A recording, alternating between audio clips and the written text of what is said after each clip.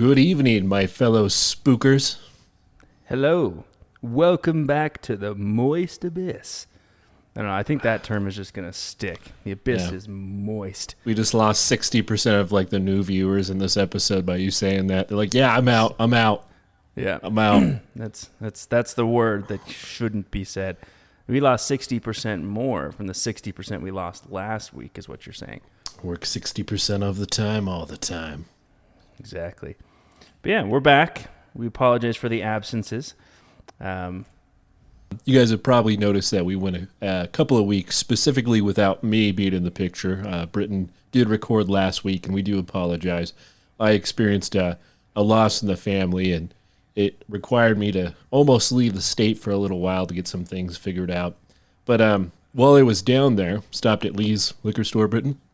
Oh. And I got a peanut butter banana whiskey. And it was like a monkey label. Dude, it was fucking fantastic. It was like 35%. I drank it straight. It was amazing. So you said it was amazing. So I'm a little pissed off that you couldn't at least share a little bit. Yeah, I'm sorry, Brandon. Punk I wasn't thinking ass. you yeah. Well, maybe next time we can do a Lee's Windover trip. You never know. Maybe there's something haunted out there we can go out and visit. Speaking of which, because of everything that's happened, it has delayed our Clown Motel episode. Our goal is to get it out by the end of July, so stay patient. I think it'll be great. And remember, it's my first time learning how to edit, so doing my best. Very sluggish. So yeah, we're not master editors, as it were. Audio's one thing. We're good at audio editing. Video's a whole new ball game. But we've had a couple people ask, and we do appreciate the patience. We are going to get it out there. But I did want to read a piece of fan mail that came in from the episode that I recorded. It came in via our Buzzsprout fan mail. And again, I know I said it last time, but there's no way for us to respond. It comes in as an actual text. So I apologize if you don't get something back. But this comes from actually Quebec, which is really cool. I'm a young mom, and you made me cry so much with the reborn doll story. You read that story very, very well. Hope you're both doing okay. Take care. well, way to make young mothers cry, Britton. I hope you're proud of yourself. I am. What kind of show would it be, Enter the Abyss, if you didn't shed a tear every so often? But I appreciate the compliment on reading it well. I actually had a really good time reading that story, and as I said, I didn't pre-read it. I read the first paragraph just to make sure that it wasn't fucking nonsense. And I was shocked at the ending. It was crazy. Well, good job. So tonight, we will be going over paranormal stories from the internet, specifically Reddit. So buckle in, grab some liquor, and let's go. Exactly. And because we haven't recorded so often, we forgot how to do everything. I'm drinking a Big Crispy from Bewilder Brewing Co. Yeah, I'm drinking a PBR and some peanut butter whiskey. Oh, you have the peanut butter banana whiskey still? No, I drank that. This is just regular. I wish I had that, man. It was good. Yeah, the can on this thing is wild. It's like a green cookie monster on a snowboard. You're always about the art, man. You're always about the art. Well, it's from Bewilder Brewing Co. I think it's local. Maybe not. I don't know. Okay. This poster writes, "Why do so many people who experience the paranormal deny its existence? 3 of my friends and I were walking around town at about 3 a.m. We got chased by shadow figures. Everyone was kind of freaked. Anyways, they all deny that this basically happened, say that it was just nothing. By the way, I did not instigate the running away from the figures. Another one of my friends was in the washroom and had a stall door slamming, while the main door to the washroom was closed, and while she was alone in the lavatories. She adamantly says she doesn't believe in ghosts. Many more cases like this in my life. Personally, I have wondered if it is hard for people to become spiritually attuned, but I'm not sure if that is the reason as to why this denial occurs. More perspectives of why it seems to happen so much would be great." Do you have a perspective on that, Britt? No. The only shadow person I ever saw was like the one leaning over the railing. I think I've told that story like 3 times, man. It spooks me thinking about it. Oh yeah, when you woke up in your sleep paralysis. I think a lot of it can be explained away though. Like you got group think, like that is a real thing. You know, I know it's like something that's like explains away a lot of like ridiculous cases, but like if your friend's like, oh my God, we're gonna die, we gotta run, I see shadows, you know, people might think they saw some shadows too. I don't know. All right, so this viewer asks, did anyone else ever see a ghost hand in real life as a child? It's the only paranormal experience I remember having as a child, and supposedly it's during that age that you're susceptible to seeing them. I never thought much about it until I read some interviews with the creators of the Fatal Frame game talking about how they said children in Japan, and even themselves, would see white, ghostly hands when they were young. It was interesting, but it took me a second to remember that I myself experienced the same thing. Reading other experiences actually really spooked me because it was so identical. It's honestly very similar to how ghost hands grab you in Fatal Frame, but without the arm. Is Fatal Frame like ringing any bells for you? No, I've never heard of that before. I haven't either.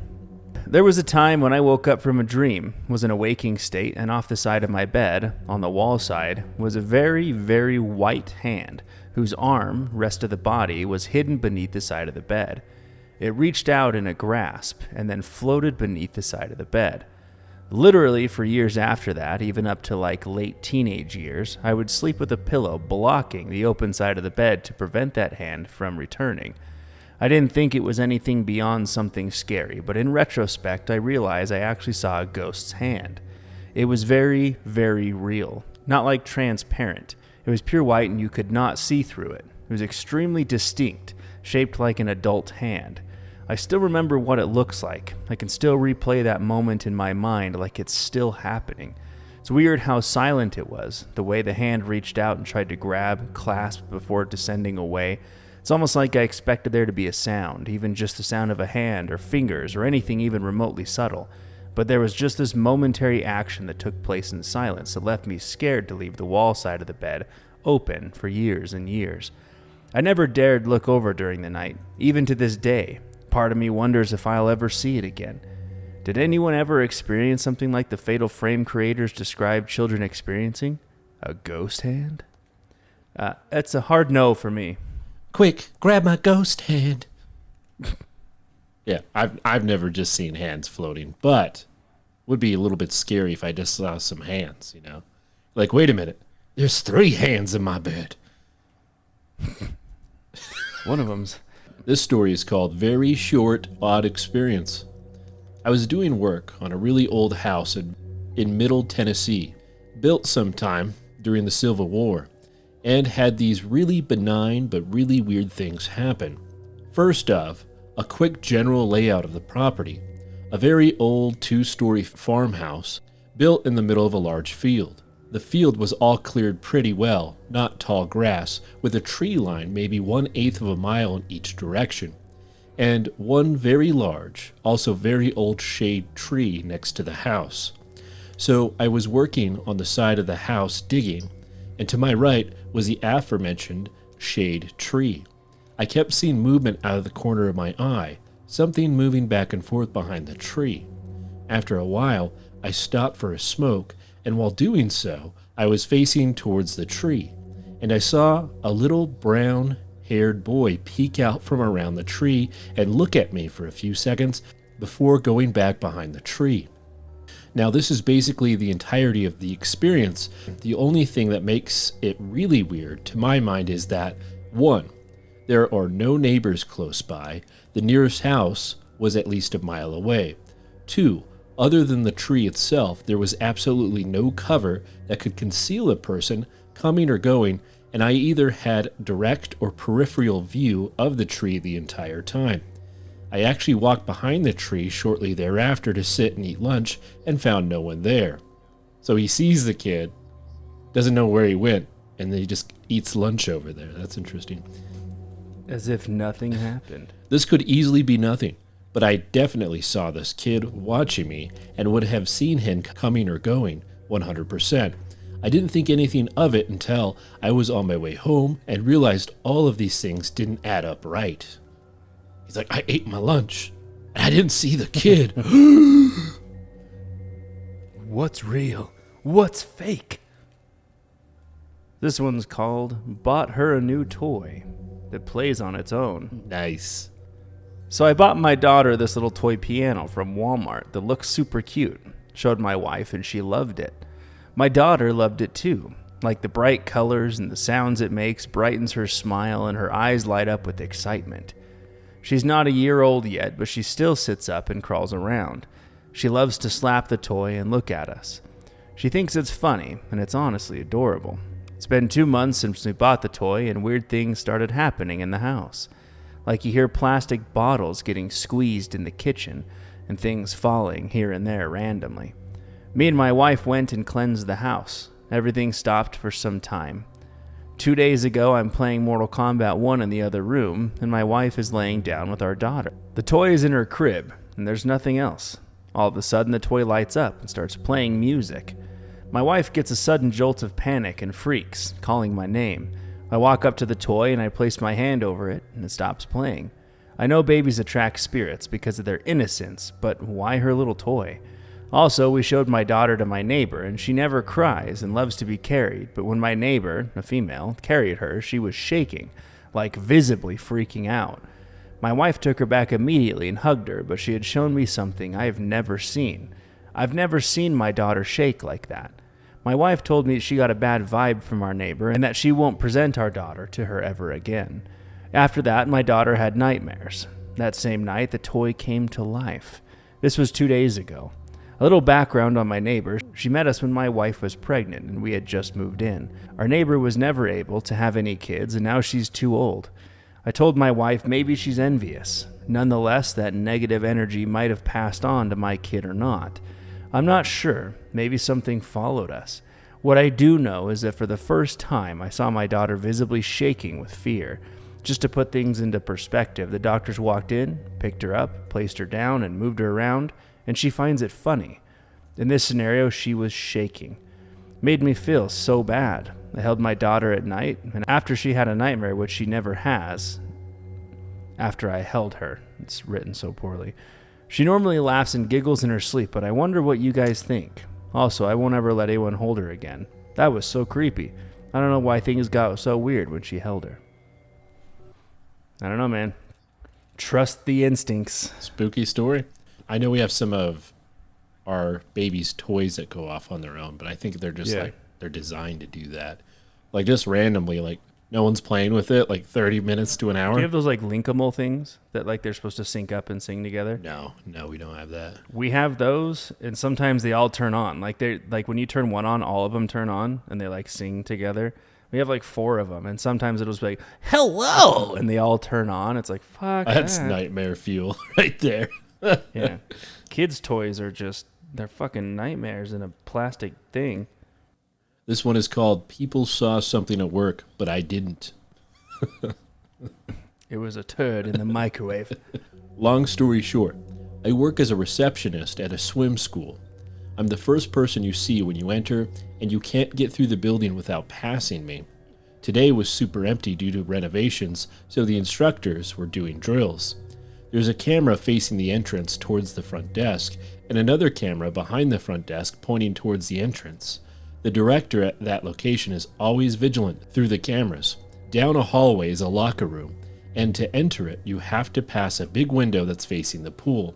There's no camera in that hallway. Since it was empty, I started reading The Stand by Stephen King on the computer. Such a good book. Oh, yeah. Even if I'm reading, I'm always vigilant. I saw the next student wouldn't be there for another hour, so I was relaxed until my director called me. She asked me if I asked the man that came in if he was there for scheduled classes. I was confused and asked, "Who?" And she repeated herself. I started apologizing. "Oh my gosh, I'm so sorry, I didn't see anyone come in." Then she hangs up and heads towards the locker room through the pool deck. She comes back out and asks a male instructor to check the men's locker room. They find no one. There is no other exit towards the locker room, and I saw no one. I asked my supervisor, who confirmed that's what happened, couldn't hear through the glass, and then asked another instructor if they saw anybody. He said that one of the female instructors said she waved to a boy heading to the locker room, But again, nobody was there.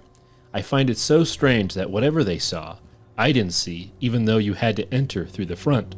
I don't know whether to be thankful or bummed. You imagine that, like you're like head of like security to a degree, and you blame your incompetence on a ghost. I'm kidding. I'm joking. But that is creepy. That is a pretty creepy story. Everybody but him saw it. It was a ghost. It's not my fault. Swear to God. That's a case of FOMO right there. It's like, what the fuck? Why didn't I get to see it? Come on. Where was this ghost? Like 3 people died. You didn't see it? There was a bunch of dead people. What are you talking about? Yeah, man. Sorry you missed all the dead people. I don't know what to tell you. All right. This one's called Shared Dreams. Telepathy? Hi. I posted this on another forum a couple months ago, but I wanted to share it here with you fine folk, too. Me and my friend were in the exact same dream at the exact same time, back in late 1999 or possibly early 2000. Shit. Dropped all my shit. I really can't explain it. I was at university and I lived in a flat with 5 other people. I was good friends with the other students on my corridor, including a guy called Rob. One night, I had a really vivid dream. I was in a very large, bright, white room with no doors or windows. Its only feature was a large, square, white pillar in the center. All my friends were in the bright room, walking slowly and casually from left to right. My immediate neighbor, Rob, was just a few steps behind me, carrying a huge gun. What? I felt a need to hide, so I stood behind the white pillar and I kept still, peeking around its left side. Rob then fired the gun and shot all of my friends in their backs. Oh my God. They dropped to the ground, dead. Rob then continued walking. At that point, I woke up. It was morning and time to get up and go to classes. Like any dream, even the vivid ones, I dismissed it as nothing more than my imagination's work and gave it very little thought. I didn't speak about my dream to anybody. That morning after lectures, I met my friends to go get burgers. As we were walking, Rob said, out of the blue, I had such a weird dream last night. I dreamed that we were all in a bright white room. I had a massive gun and killed you all. Don't hang around that guy anymore. Yeah, he's not your friend. Not good. We were all there except you, pointing at me. I don't know where you were. I was stunned. Rob and I had the same dream, but from our own perspectives. Rob couldn't see me in the white room because I was hiding behind the pillar, but I could see Rob because I was peeking around it. My dream hiding had worked. Only Rob and I had this dream. Like I say, I had not breathed a word of it to anybody, and Rob was the first to mention it. My friends thought I was inventing a story to spook them, although my closer friends within the group believed me and were as puzzled as I was. I couldn't think of anything that could have caused us to have the same dream. We hadn't seen imagery in movies, video games, etc. of a white room, and there were no drugs or alcohol involved. Sure. This must be more than coincidence. Was I in Rob's dream? Was Rob in my dream? Or were we both occupying a common dreamscape? I'd love to know if anyone else has experienced this phenomenon and whether any theories or explanations exist. I feel like he kind of messed up here. I think he should have said to his friend, in quotations, well, is this one of those dreams where you were just, observing yourself shooting your friends, or were you choosing to shoot your friends? Because there's a difference. He's just like, I had a dream and I killed you all. Weird, right? I like killing. I like killing a lot. Anyways. All right, this next story is called Knocking at My Door, but no one was there. The old dingle ditch. For some context, my front entrance has 2 doors, a see-through one, and the one that actually lets you get into the house. The transparent door has some old Scotch tape on it, making it obvious whether it's open or not if you're looking through the peephole. Just now, I was awoken to the sounds of someone knocking at the front door. I ignored it a couple of times, though thinking that it was some salesperson and hoping they'd walk away. After a couple of times of them knocking on the door, I finally get up to see who it is. I look through the peephole to see who it is, but no one is there.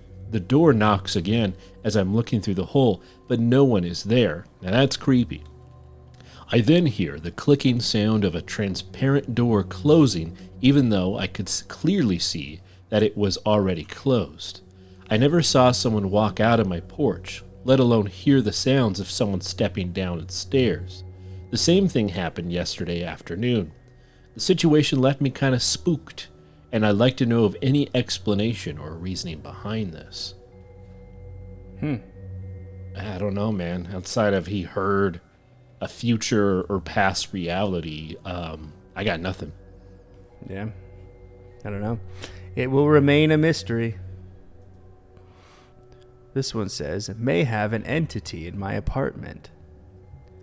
I've had a feeling that there's something or someone in my apartment for a long time. This new entity or cloud of sorts feels different. My apartment has felt more morose and uncomfortable for a while, though I've chalked this up to my own period of transition and school stress. Recently, when I was trying to clean my house, I felt like something was following me around and making it more difficult, knocking things from my hands, hiding objects I was trying to clear, pinching or poking me when I went to get certain areas in the house, notably the bedroom. So it's a little shit ghost. Knocking shit out of his hand. I'm like, stop. Just doing like these minor inconveniences. Like, what a troll. It's like moves the salt and pepper shaker 1 inch to the left. It's like, motherfucker, I know it wasn't there. How did my pepper get in my salt shaker? It's a prankster. I used to play around with practicing things like magic and trying Monroe's gateway tapes, as I liked using them as forms of meditation, though I stopped after attempting an OBE, feeling ripped from my body in a weird and terrifying way. I can't tell if this thing in my house is one to be afraid of, and to therefore just ignore, or a spirit to make peace with and see as a ward. I've had previous spiritual experiences with ghost-like entities, but no real training in mediumship or whatever either. Thoughts? Advice? Move out. Yeah, I think you're screwed, buddy. You're done. Game over. Just start punching the ghost back. Looks like this life is going to be a speed run for you, buddy. All right, this one is called Boyfriend is a Gravedigger. Keeps finding an egg in the grave mound the next day. What does this mean? Means he's hungry. Whenever I hear the gravedigger, you just got to do it in that, what is it? Yelling, like singing voice. The gravedigger. Anyways, my boyfriend is a gravedigger and digs at many different cemeteries and churchyards in about a 50-mile radius of the UK. He often digs a grave the day before the burial, and overnight, the large mound of soil is left unattended right next to the open grave. He goes back the next day to fill the grave, and once the deceased person has had their funeral, and has been finding an egg in the soil mound. We know these aren't animal eggs, as they have the red lion stamp on them, and the best before date, so they have to have been purchased from a supermarket. The best before date is always in the future. Therefore, we know that they are not historic. It is not just one particular churchyard either. It is many different ones, all around the county, often 40 to 50 miles apart. Why would someone or some people be doing this? Is it related to a spell? Is there a connection with a being related to the dead? Is it a prank? We are very curious and also a little creeped out. All right, this one's called, I was a police officer, and I think I witnessed an actual curse. Oh, shit. I curse thee. I'm gonna get you. I used to be a police officer in a city in Virginia. There's one upscale neighborhood in our city with very nice homes. I was always told stories when I was a new officer that there was a doctor who used to live in one of those homes. The story goes, the doctor attempted to perform some type of operation on himself. He numbed his stomach area to make an incision, but since he couldn't feel it, he accidentally cut too far deep and large and accidentally disemboweled himself. When officers and paramedics arrived, he was found barely alive, holding his own intestines, and ultimately died. Wow, starting off strong. Fast forward, I was assigned a call about a young female who was found dead by her older sister. When I arrive on the scene, it's in the aforementioned nice neighborhood. When I exited my vehicle, I immediately had an uneasy feeling about the house. While nice on the outside, it just had bad energy surrounding it. As I approached the front porch, I noticed countless empty energy drink cans and a Ouija board on the front patio table. Everything about this house just felt wrong. When I was let inside, the family was obviously very distraught. I was told the deceased sister, we'll call her Emily, was in the basement. At this point, another officer had arrived also, so he stayed upstairs with the family as I entered the basement. The basement was unfinished and was fairly dark, minus 2 pull-string light bulbs, one on each side of the basement. The scene in the basement was similar to the front porch.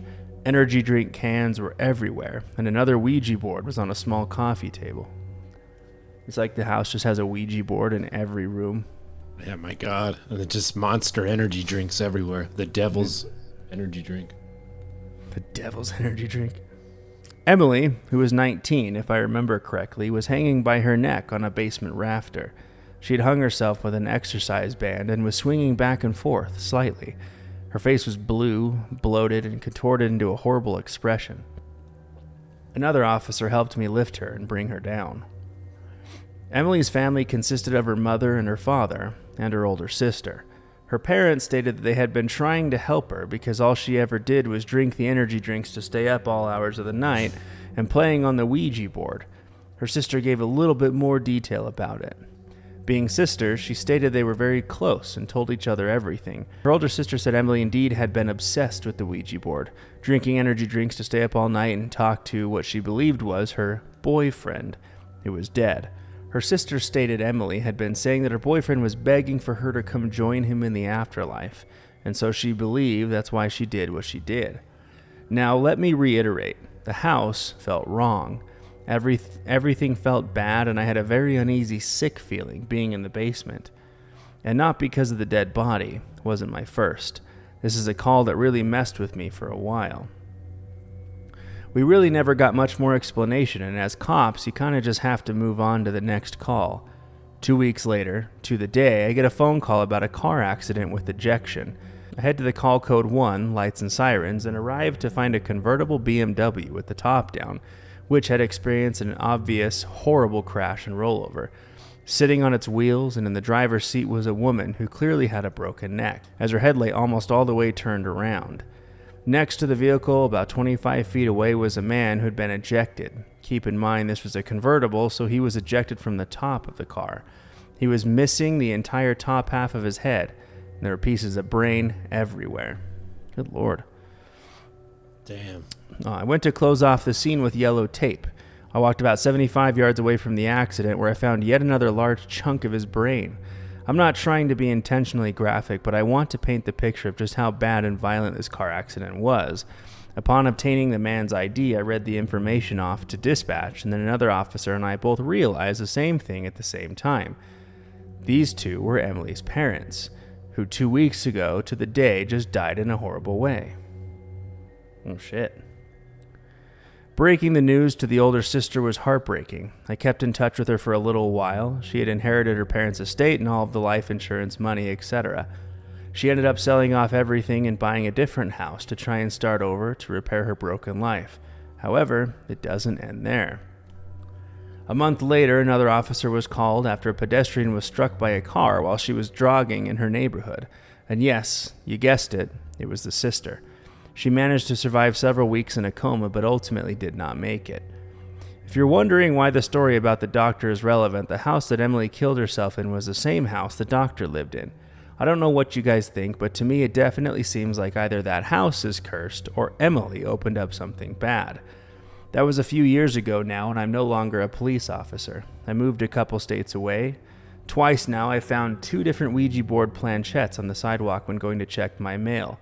I never touch them and usually use a stick or something to push them into the storm drain. God damn. That's intense. Yeah, it is. This one is titled, I Was Not the Only Patient Who Ran Away from Her. I was confined at a hospital in Manila for a severe pneumonia back in 2021. This was during the pandemic lockdown when masks were mandatory. I was about to be assigned a room when I saw a toddler in red polka dots galloping around the emergency room, then left the glass entrance. She had no mask on, so I asked security if children were allowed. The guard said in Filipino, bawa baradito, which means no children allowed. I was confused. Wasn't he seeing the rowdy kid? After I was confined on the 5th floor, I fell asleep and had a weird dream. I went downstairs and saw the young girl outside the emergency room, only that she was weeping in anger and holding a hammer. When she looked up, she screamed, "Pa, babiko mo ako inan," which means, "Pa, why did you leave me?" Scared of being hit with a hammer, I ran up the dim stairwell back to the 5th floor. All I remember was that I was slowly losing breath, and when I looked back, I saw her after me, only that she was floating up the staircase. It felt like I ascended over 20 floors, because it just went on, while a pleading voice screaming, "Pa!" flooded the stairs. By the time I reached my bed, I was physically out of breath, and that's when I woke up to a dangerously low oxygen level and gasping for air, already surrounded by 2 attending nurses. I was intubated for a few days after that. When I regained my consciousness, I narrated my dream to the attending nurse. She froze in shock before asking, "Naka polka dot dress ba?" I asked how she knew. Apparently my dream was ominously similar to over 10 anecdotes from different patients throughout the decades. That is, a girl in a polka dot dress showed up in the emergency room area first, then in their dreams, where they were chased until they were jolted awake. Apparently, the existence of this girl has been an open book among the hospital staff dating back to the 70s and passed down among workers. The backstory goes like this. More than 40 years ago, there was a small dengue-infected kid who was brought to the hospital by a young Chinese dad in his 20s. For some reason unknown, perhaps an illegitimate child not recognized by the dad's parents, the dad left her kid in the hospital to die, never to return again. The hospital recorded no proper identity of the little girl, and she eventually died alone. She was buried in the cemetery right across the hospital. A group of nurses helped bury the girl. They named her Shobi, which is a Chinese Filipino name for her youngest daughter. She wore a polka dot dress. The nurse did tell me that they have never actually seen the ghost. They only know of its existence. What they do know, however, is that the ghost only shows herself to certain people.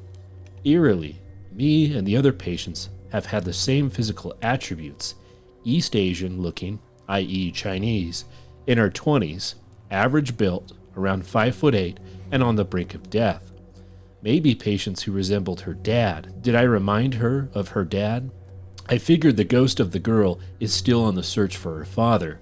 Not gonna lie, it felt like I was running away from death catching up on me. But in hindsight, I realized maybe the girl only wanted a dad. What if she wanted to bring dad with her in the afterlife? By some miracle, I survived the whole ordeal. I went back to the hospital last year for a routine checkup, but I never saw that girl again. Call it a blessing or a curse, dreaming about her, but for what it's worth, the chase woke me up to a second life. I hope you find your peace wherever you are, little girl. Oh, that was so sad. my bad. Damn. All right. This one's called, I Told Him He Was Going to Die. You're gonna die, Cleet. On my birthday in May 2014, I went to the bar with a friend to celebrate. We're sitting on the patio when another one of my friends, I'll call Steve, showed up at the bar. We were laughing, having a good time. Steve got excited and pointed to his new motorcycle parked across the street. I looked over at it, and it was like someone dragged a dark black blanket over my eyes, like a dark storm rolling in over the ocean. I literally saw it.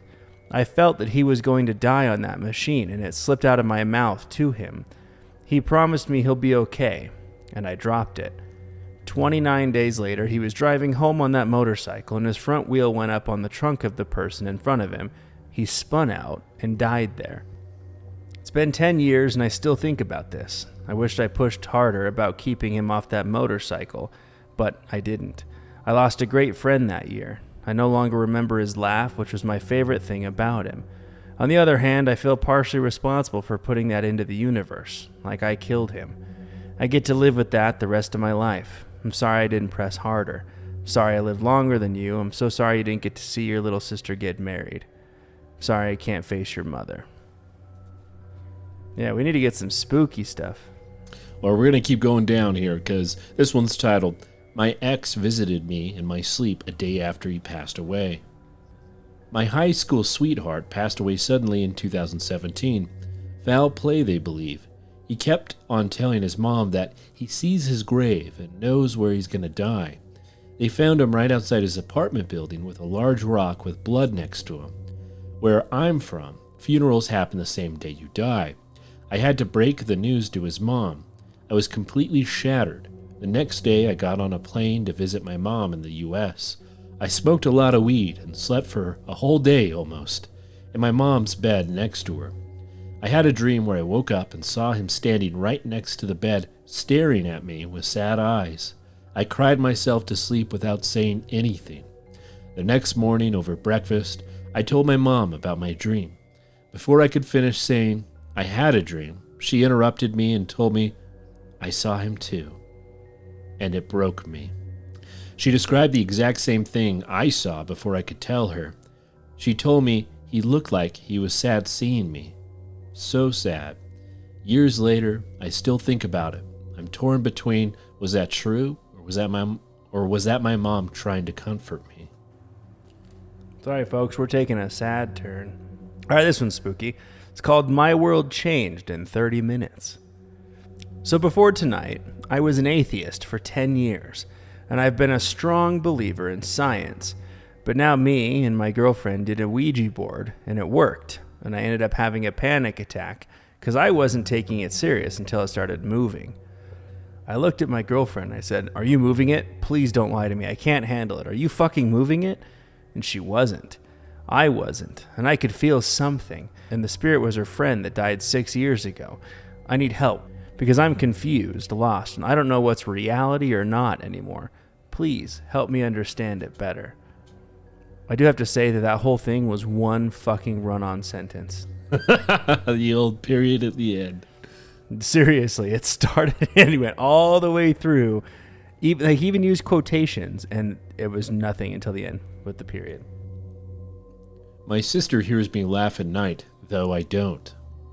My sister, 36, divorced and lives with us alongside her daughters. Their room is next to mine. One morning, they were like, "We heard you laughing last night. Weren't you exhausted and complained that you wanted to go to sleep?" I was like, "Huh? I slept the moment I got to bed. I have no idea what you're talking about." They swore they heard me despite my denial. Then tonight, I was about to sleep, my sister texted me, "I heard your laughter. I didn't make noise over the past hour, so it couldn't have been me." Besides, she confirmed that she texted the moment she heard it. I didn't make any sort of noise for the past hour, so she says it's always my own laughter. Not the same pattern, and not someone else's. It's my laughter. And that it's a giggle. This happened twice since May 24th. It's the year 2024 during the writing of this post. I'd have thought there's something wrong with her brain, but the other day her daughter said they heard me too. So it was 3 people. They say they heard me giggle 4 times that night. Not at once. They said I laughed, then stopped, then resumed, then stopped, then resumed, then finally there was total silence. I'm an atheist, so there's no way I'd blame this on demons or something. He keeps saying STH. What does that fucking mean?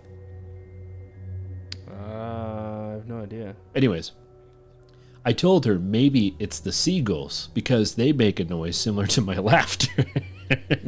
What? So he laughs like seagulls? How the fuck do you laugh, bro? Hurrah! Listen to a seagull. Hurrah! Sorry, I saw some bread. I got excited. But back to the story. But she denies that. She says it's my voice. Mind you, from May 24, 2023 to May 24, 2024, I've lived 900 kilometers away from my city. I was in the military, and for a year, no one has ever said that I speak in my sleep or make any noise. My sister said she didn't hear anything during my absence last year, and that the laughter occurred only when I returned. You gotta quit giggling, bro. Seriously, though. That's just creepy. Yeah, man, you just keep laughing in your sleep. Sounds like a bunch of seagulls attacking a roll. I don't understand how someone can laugh like a seagull. I don't. I've heard some weird laughs in my life, man. All right. I'm just saying. I don't know if I've heard a seagull laugh, but all right. So this is actually a response to the last story I read. So it's my world changed in 30 minutes response. To the guy who posted his world changed in 30 minutes, mine changed in like 5 seconds. Okay, so we got a one-upper over here. Cool. My story is way better, and it happened in way less time. It's way scary. You're stupid. I'll try to keep my story short, as this really is a very long one, but I don't mind if anyone wants to know the full story. I'm a computer software architect engineer by profession. Been hooked to science since a kid. I can ace my physics class in college, but was just lazy. I'm just the high... Okay, Jesus Christ. I can ace my physics class in college, but was just lazy. I'm the highest anyway, while 90% failed. I'm a skeptic with almost everything, and I want real hard evidence all the time to believe. Needless to say, I'm not a religious guy. I always felt all the paranormal stuff on the internet are fake. Stories my friends and family says I believe are fake too. Okay, so he's a genius and he doesn't believe in ghosts. He only likes it hard, man. Yeah. Hard evidence. Yeah. A few months ago, my daughter, 2.5 years, started acting weird on one of our beach trips, specifically at night. She always wanted out of the room to sleep, claiming the room is too noisy. She would always say someone is playing with her toys, which she doesn't like. She'd complain. This carried over when we got home, and it was really very skeptical, though. I felt bad hearing my baby tell me for the first time that she's scared. For 4 days straight, we couldn't sleep, just her crying all night and wanting out of the room. Finally, I gave in, and we started asking help from religious friends. They told us to pray, but nothing worked. Deep down, I was like, how can prayer, a bunch of words spoken, help our situation, right? Finally, several people started coming into our house like spiritists and religious psychs. Jesus, dude. For someone who's so smart, he can't fucking write a sentence. Yeah, well. Finally, several people started coming into our house like spiritists and religious psychics that offered to help. I was very, very skeptical, but one thing that shook me was that both my baby and the psychics described the same thing. One of the psychics that I was super skeptical was a devout Catholic. Told us a lot of stuff of his ritual that was weird, and I wasn't buying any of his bullshit. Then he started praying over while I was holding my daughter. I was with my wife, mom, and sister also at that time. While praying, he invoked, in the Jesus name, blah, blah, blah. Then a loud bang in my baby's playroom just near us. A doll toy in a box that was placed flat properly on the shelf flew 5 feet to the floor. At that point, my whole world crumbled. I question how like a doll would be able to make a bang, like regardless of how hard you throw it. And it sounds like a lot more than 5 seconds, just saying. At that point, my whole world crumbled. Every science, psychics theory I know just crumbled. No physics can ever explain how far it flew. You can try to give me theories, I can debunk them properly. I had so many questions in my head that time just rushing, and at the same time I was clutching my baby hard, feeling bad for not believing her. To cut the story short, it didn't end that night, but I'm now a firm believer of the spiritual world, including religion, Christianity, Jesus, and all. Took us about 3 months to fix everything, and glad to say that baby's situation has improved drastically after going through all the Catholic religious rites. I'm not here to convince you guys in religion. Quite frankly, I don't care what you guys think. Also not here to debate what religion is right or wrong. Just sharing what I went through. To the OP who played Ouija board, my suggestion is, don't do it again. Well, the correct answer was the Mormons, but, let's go to the next story. This one is called My Violent Paranormal Experience. Oh, damn. It's really hard to talk about my experience anywhere without feeling judged like I'm crazy. I'm a 30-year-old male who lives in a house alone where I know recorded deaths have occurred. It doesn't bother me too much. I was working the afternoon shift at my job and got back late, maybe around 3 in the morning. Pulling in, I noticed my front bedroom light was on.